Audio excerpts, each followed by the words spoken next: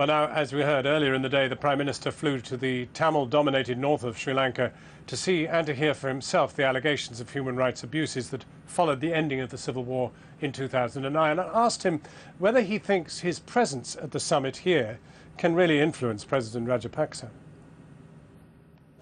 Well, my appeal to him is that, as Churchill said, in victory, magnanimity. That's, you should be generous. You should try to bring the country together. And there's a tremendous opportunity to do just that, because the fighting is over, the war is finished. But people, like the many in this basically refugee camp, want to go to their homes. And that's what's needed, some generosity in terms of bringing this country back together again. While you were in with the Chief Minister, there was quite a large demonstration of grieving women. Many were mothers who'd lost children, sons who disappeared. They'd surrendered to the army at the end of the war and just not been heard of again. There is unresolved material here. There are allegations of war crimes. And asking the President simply to set up some kind of inquiry surely is not going to get anywhere. No, I'm very clear that we need a proper independent inquiry into what happened, particularly at the end of the war, where Channel 4, through that excellent documentary, have shown some truly chilling and appalling scenes. And my view is that if there isn't an independent inquiry soon, there ought to be an independent international inquiry. We do need to get to the bottom of what has happened, but we also need to solve the problems of Sri Lanka today, one of which is internally displaced people, refugees in camps like this, who really should be allowed to go home.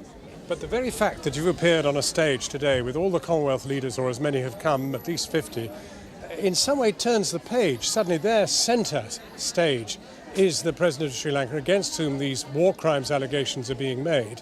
And he's moving on. He's moving on. He's not going anywhere in terms of any kind of investigation. Well, I don't think it does turn the page. Look, I had the choice of whether to come to the Commonwealth heads of government or not. I decided it was right to come because Britain plays a leading role in the Commonwealth, and if we're not there, the arguments we make about people paying their taxes properly, tackling poverty properly, making sure we have proper human rights within the Commonwealth, those arguments wouldn't be properly made. But while I'm here, I'm determined to shine a light properly on what's happening in Sri Lanka, both in terms of what happened at the end of the war, but also the problems today with, as you say, the disappeared, the problems of press freedom, the lack of free speech, the lack of rights. We should shine a light on these things, but we should do it in a way that says we don't give up hope on this country. Actually, this country and its president still have a chance. Now they've won this war to demonstrate some generosity and have some rights. You may have shone a light, but all around us there's military intelligence. There are people in plain clothes and the rest of it. People who've spoken to you, people who've spoken to us, are marked people. They're people who will be seen afterwards. Navi Pillay, who you spoke to last night from the UN, she detailed the amount of intimidation there is when she's been here. Well, I thought long and hard before coming here, and of course there were people who said, well, people wouldn't want to talk. And in fact, they have wanted to talk. They wanted to tell their story. And frankly, being the first Prime Minister or head of state or government from anywhere to come here since 1948, it's been possible to bring journalists like you who care deeply about this matter so we can shine a light on these things, ask these questions, draw attention of the world to what's happening in Sri Lanka and try to make sure the right things are done. If there isn't that independent inquiry, you will take action. You will take it to the United Nations. Yes, what will you do? What we've said is that if they don't come up with a credible independent inquiry, we will lend our support to a full international independent inquiry. That's what we've said, and that's what we'll do. You know, there have been 10 presidential commissions in the last 20 years.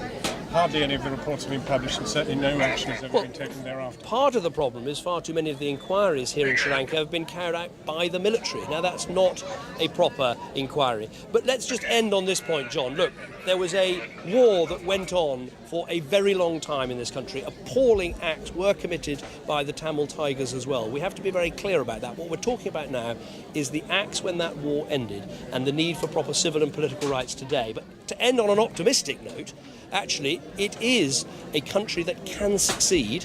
It is a country now that is at some level of peace. And so, therefore, if they choose to share out their future together, then actually they can be a success. Prime Minister, thank you for talking to us. Thank you.